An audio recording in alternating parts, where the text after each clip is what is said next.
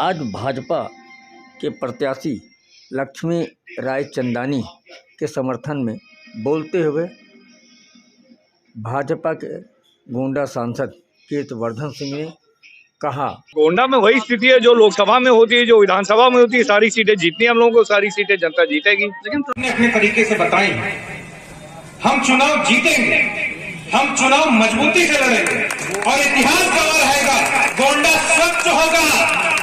हाँ 10 है और इस बार बड़ा बदलाव है। लोगों ने अपनी गलती मानी है, लोगों को समझ में आ गया है कि जो कभी गलतफहमी में आके या थोड़ा शिथिल होकर जो नुकसान उठा गया वो नुकसान नहीं उठाना चाहते हैं और हर हालत में बहुत मजबूती से हम लोग लगे हुए हैं, हमारे कार्यकर्ता लगे हुए हैं। जनता ये चाहती है कि जब पूरा देश एक तरफ चल रहा है तो वो लोग भी मुख्यधारा में जुड़ना चाहते हैं और सारी सीटों पे हम लोगों की भारतीय जनता पार्टी के कैंडिडेट की जीत सुनिश्चित है।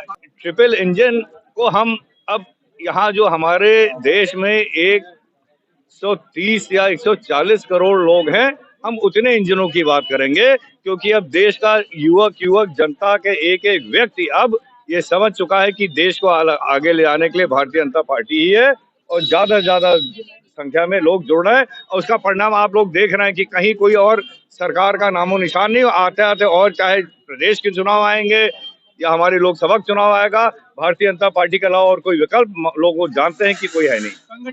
पहलवानों द्वारा जंतर मंतर पर धरना देकर सांसद कैसरगंज के ऊपर लगाए गए आरोपों के संबंध में सांसद कीर्तिवर्धन सिंह ने कहा, देखिए इसमें कोई दो राय नहीं कि बहुत महत्वपूर्ण यहाँ पे कार्य हुआ था कुश्ती जगत में और बहुत सारा काम हुआ था, काफी आगे गया था। आज अगर कुछ आरोप है तो हमें पूरा विश्वास है कि इसको न्यायपालिका देख रही है और इसमें हमें लगता है कहीं ना कहीं ये राजनीति से भी प्रेरित होता चला जा रहा है, लेकिन इसमें दूध का दूध पानी का पानी हो जाएगा और जिन लोगों के ऊपर आरोप है या जो लोग आरोप करता है, जो कुछ भी सही हो, जो तथ्य हो, सामने आएगा और निर्दोष जो भी निर्दोष है वो इसमें से साफ ये हो जाएगा कि ये निर्दोष है और ये राजनीति से प्रेरित है, जैसा भी है। प्रियंका द्वारा गाली देने के सवाल पर सांसद कीर्तिवर्धन सिंह ने पत्रकारों को जवाब देते हुए कहा, कौन किसको गाली दे रहा है?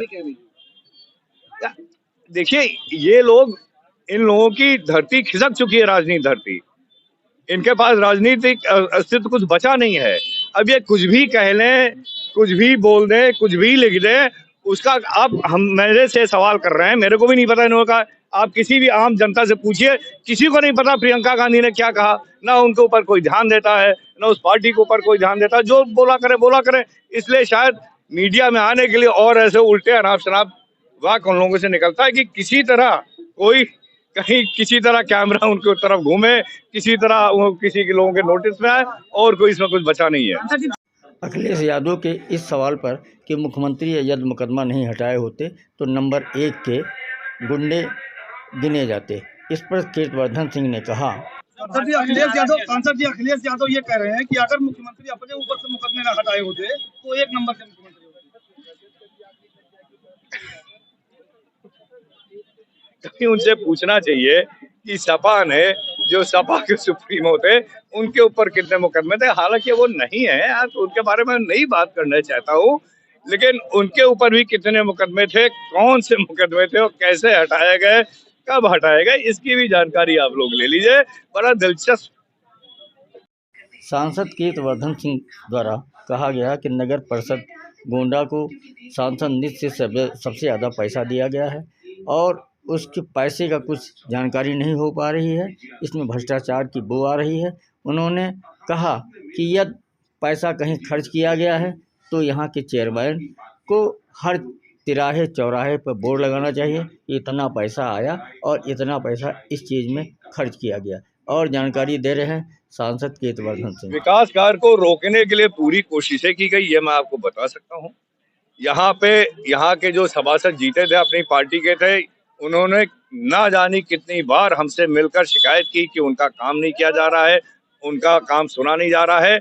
और इसी की बात नहीं है, आप जो मेरा कोविड के बाद जो मुझे बजट मिला सांसद निधि का, उसमें सबसे ज्यादा हमारे पास 5 विधानसभाएं हैं, लेकिन सबसे ज्यादा बजट हमने गोंडा को दिया है और गोंडा विधानसभा को नहीं, गोंडा नगर पालिका को हमने सबसे ज्यादा अपने बजट का अंश दिया है। क्यों? क्योंकि यहाँ पे और कोई काम नहीं हुआ। ऐसे में उस्मा राशिद के द्वारा ये आरोप लगाया गया कि बजट की कमी नहीं वजह से भी काम नहीं हो पाया।